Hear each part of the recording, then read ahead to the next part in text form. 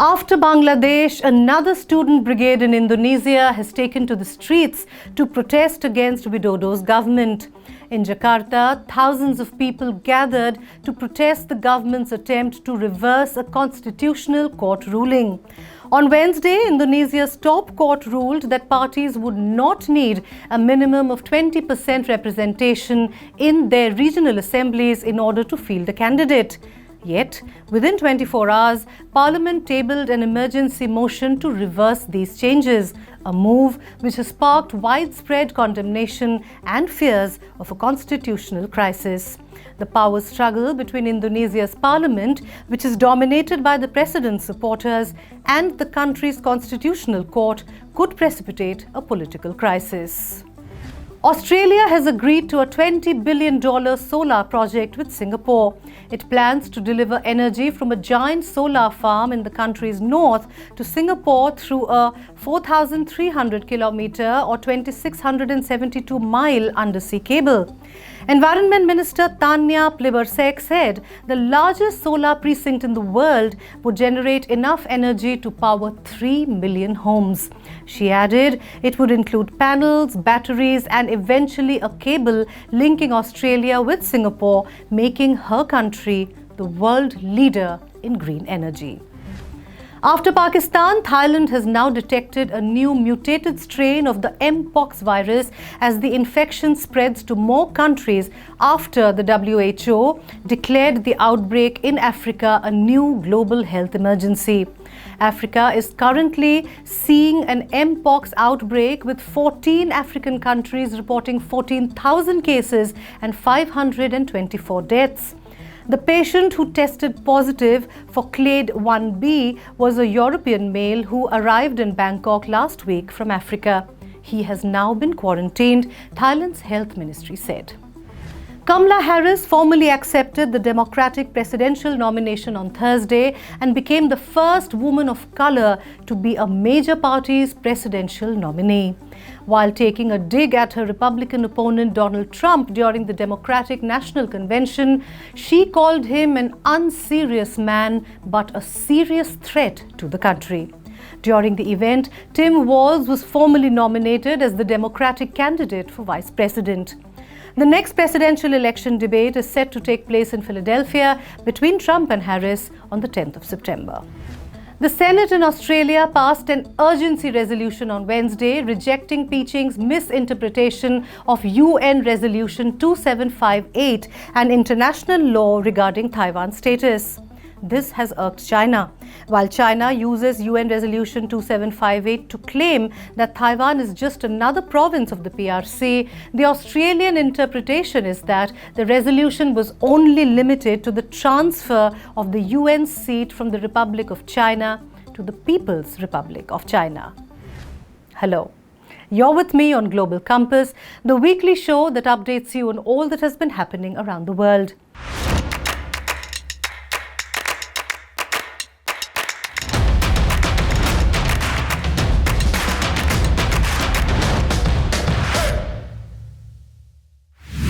In our next segment, let's take a look at some of the stories that were specifically featured on Strat News Global.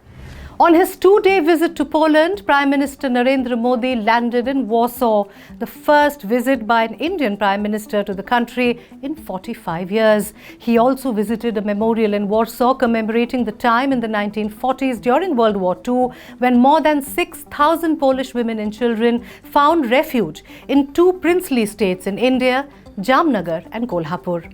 Bilateral trade between the two nations is nearly worth $6 billion, making Poland India's largest trade partner in Central and Eastern Europe.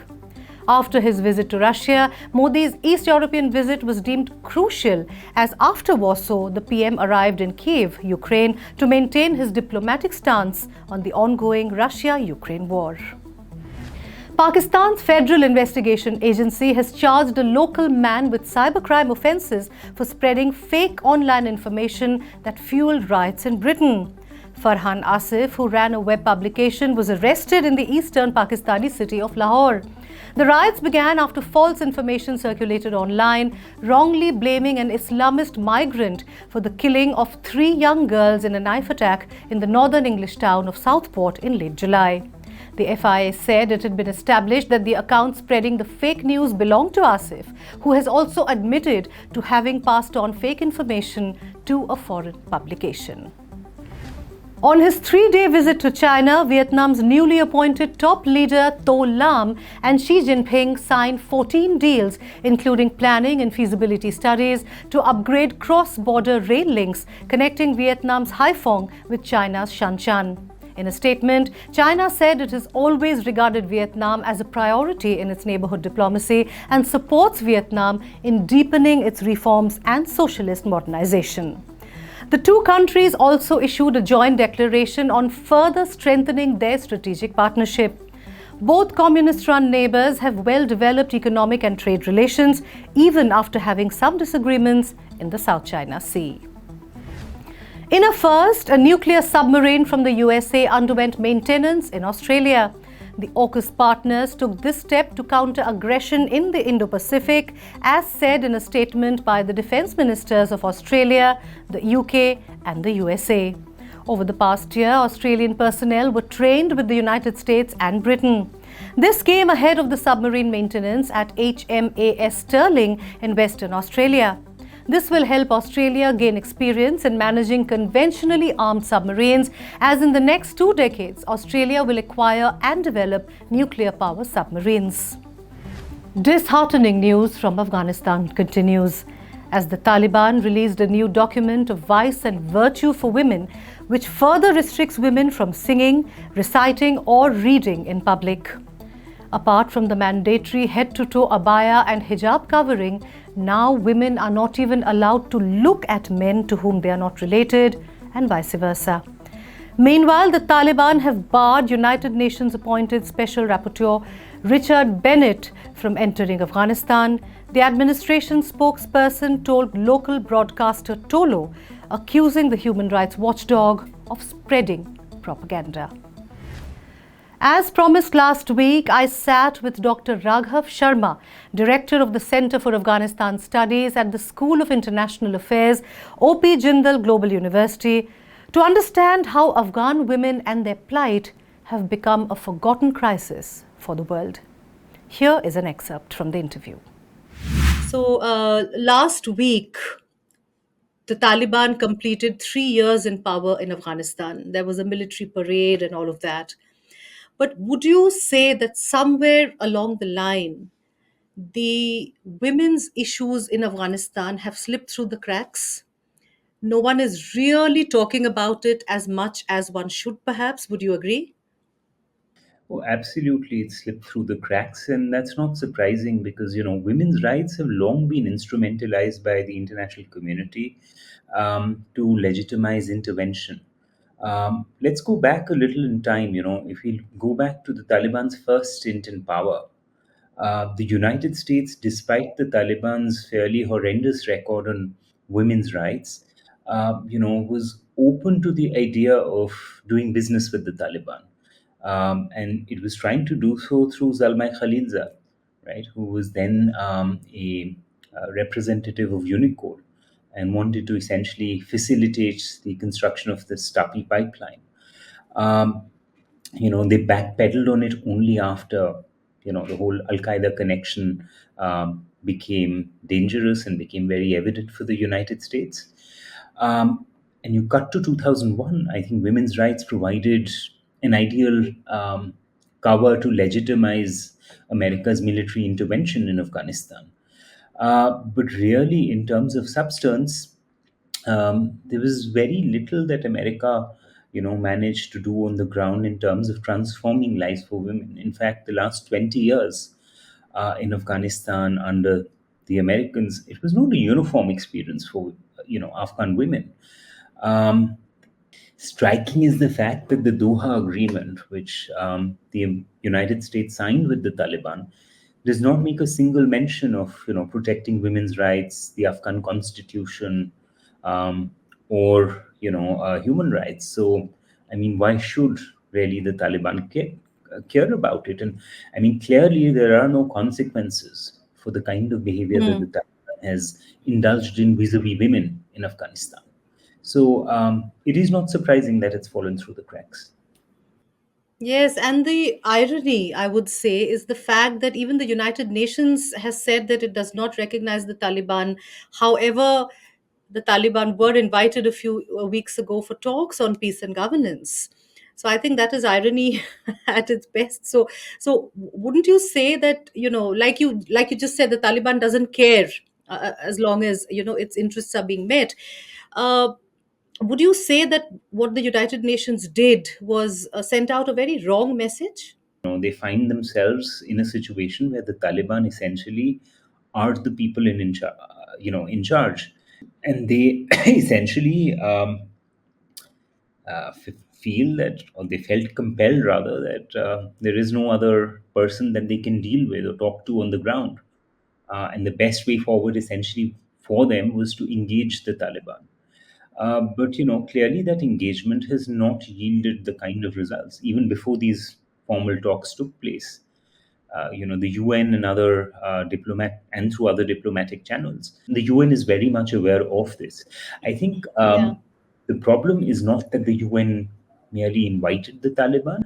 The problem is that they did not draw any red lines. They made no effort actually to reach out to Afghan women, many of whom have been putting up brave resistance to the Taliban despite all the odds.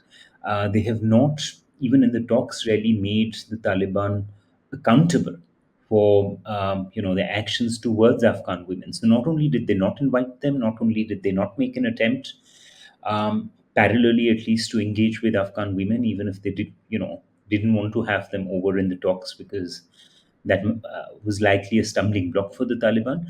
But they also did not engage with them parallelly, substantially enough. Nor did they hold the Taliban to account in the talks. And I think that's sends out a wrong signal.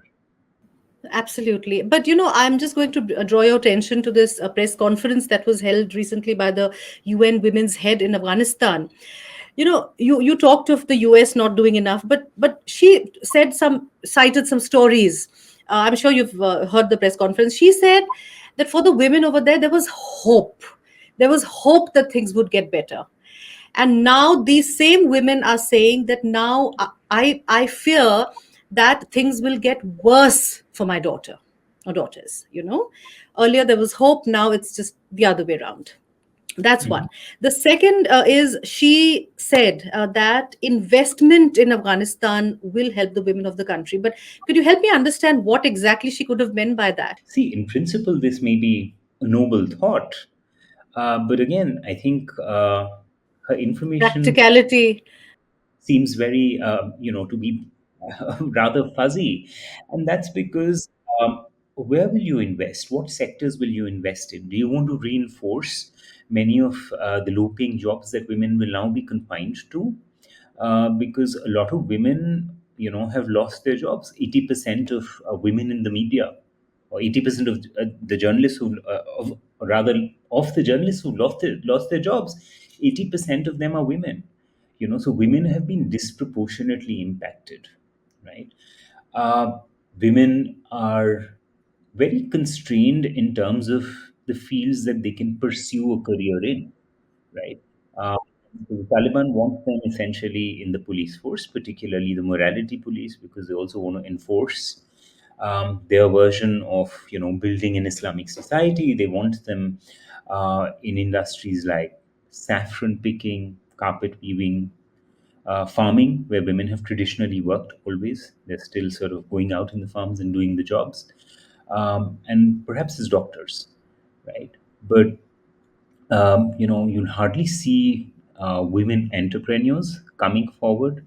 And that's not surprising because there are so many restrictions. Also, when you're talking of investment, is this going to be sustainable given that you've effectively barred women from pursuing education, which means you're actually not really churning out fresh graduates, whether it's doctors, whether it's engineers, whether it's women wanting to pursue any other career path. What can the international civil society do? Is that, do you think that's one reason why also people are saying, not talking about it so much, because they seem powerless, helpless?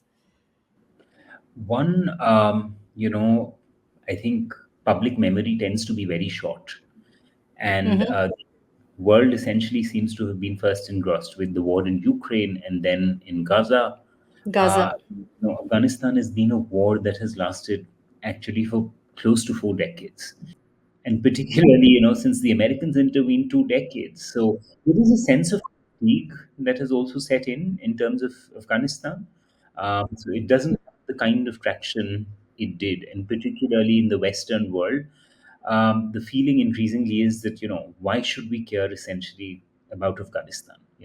If they want to wield their women, that's, well, their problem. They got to fix it themselves. So there is a fatigue, there is a sense of disinterest essentially that has creeped in.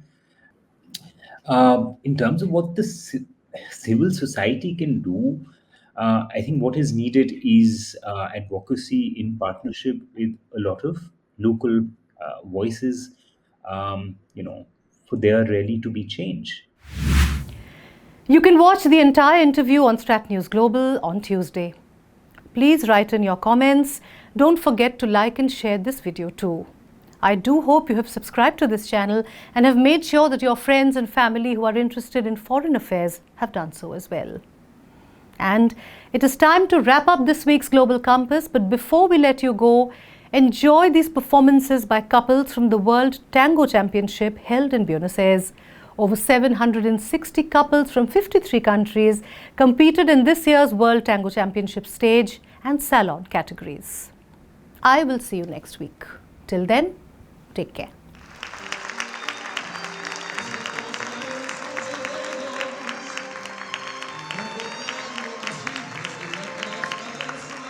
Grita el águila taura que se posa